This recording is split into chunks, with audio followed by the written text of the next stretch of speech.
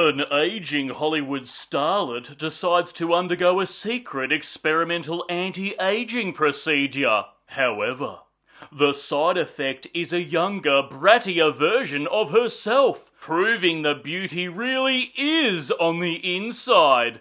Literally. Get ready for some not-so-subtle messaging and gross-out body horror in The Substance.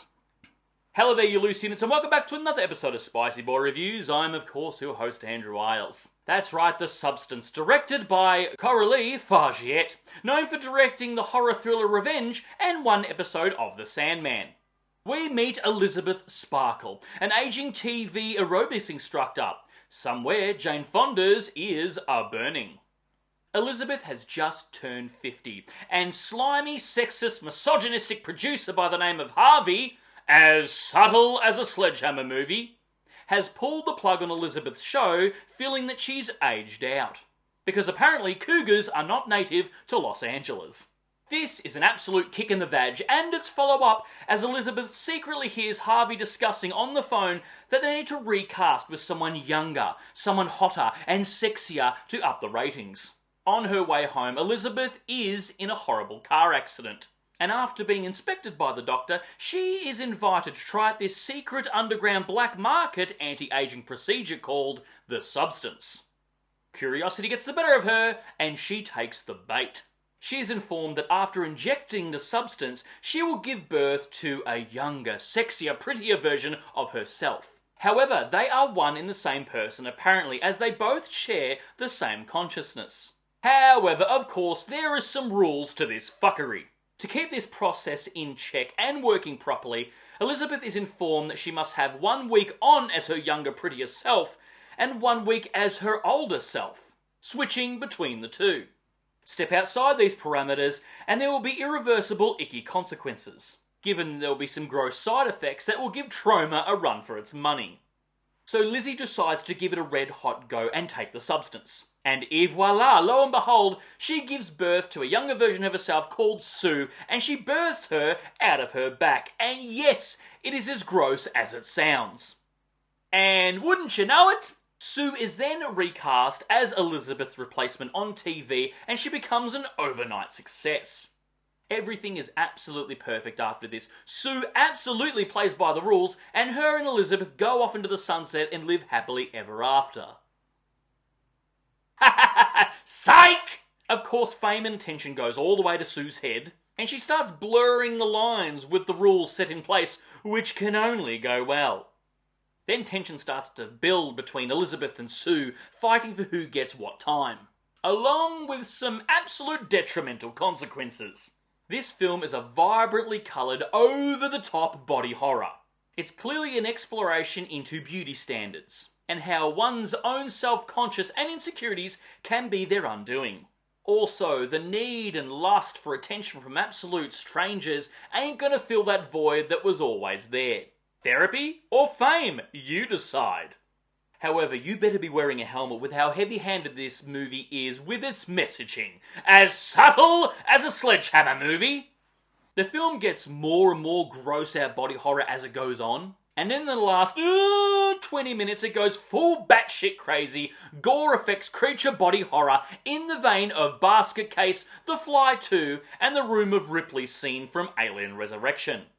It is absolutely chaotic grossness that will have you both laughing and scratching your head wincing, thinking, what the fuck is going on? It is wholeheartedly original, batshit crazy, and I feel deep within me this is going to be an instant horror classic. Whether you like it or you hate it, this film will be talked about by everyone in the horror community. It's bold, it's in your face, and those gore and creature effects are absolutely off the chart. It's so good to see practical creature effects and makeup on the big screen again. The score also is brilliant, it's unsettling and both super tense.